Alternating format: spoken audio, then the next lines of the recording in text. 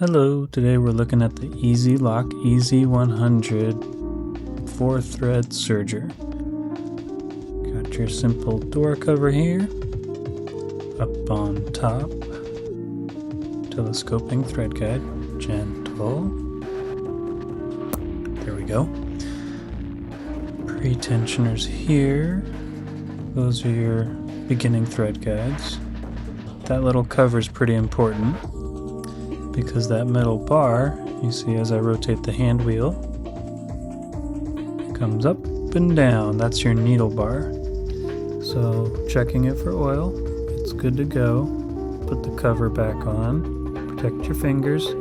That metal dial there is your presser foot pressure dial. So left is less, right is tight. Back there you can see presser foot lifter lever. That's it for the top of the machine. The dial right here is your stitch length dial. Hand wheel just below that is your power switch. On this side we have the free arm latch to remove that flatbed cover so that you can do sleeves and collars and whatnot. That plastic cover pulls right off, just a simple spring fit right on there. That will be important later when we're threading the machine. And that little lever again just locks the free arm cover in place. So you can pull it off just like that. And the spring removes with the entire cover. This is how we'll be threading the machine.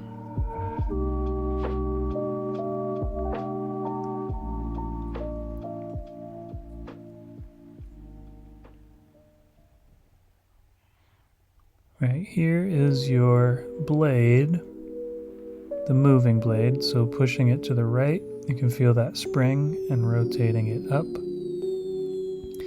What you need to do is turn the hand wheel to where the needle is down, then the blade will move freely over and lock into place. Safely secured out of the way. To remove your foot, there's a little spring button on the back. There's the spring, it holds it on.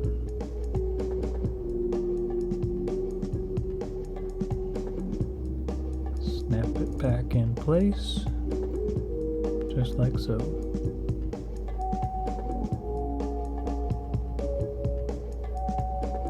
To remove the ankle, it's one little flathead screw. Don't need to remove the screw all the way. Sometimes it's easier to thread it with the ankle out of the way.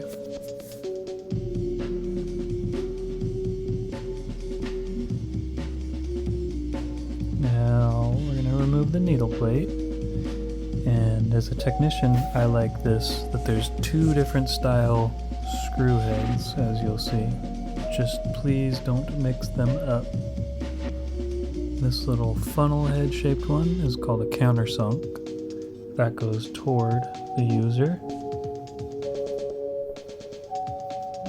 I'm going to pull the needle bar up by rotating the hand wheel in order to remove the needle plate safely. And there you see the back one is just a straight cut, whereas the front one countersunk. Now you got a clear visual of everything moving around. We have this little dial right here, controls the fixed blade positioning left to right or in and out, depending on where you want it to cut. This machine doesn't have too much of a range there, but it does exist. Now, quick note, when you're changing needles, you'll want to make sure you're constantly pushing up as you're tightening it in, as well as when you're loosening the screw, back it off a little bit further than you need to. That way you make sure the fresh needle gets all the way up. So you see I'm constantly applying upward pressure as I tighten it to make sure it's for sure fully all the way up.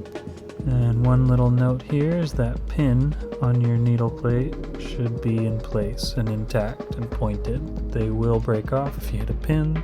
These needles move extremely fast, so beware. Now as I'm tightening these down, I'm making sure that they're both lining up fully so that they're fully seated. Don't want it out of position or not flat or loose. Any of those would be really bad news. Ankle, foot, pops right on. It's much easier to install with the foot off.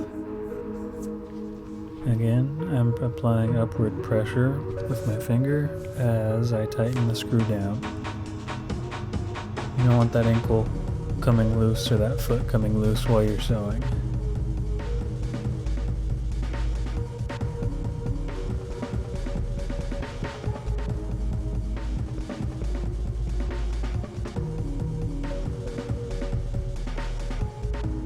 Alright, needle down so we can rotate the blade back into position.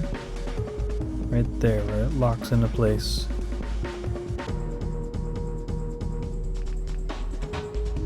And now we're ready to thread it up.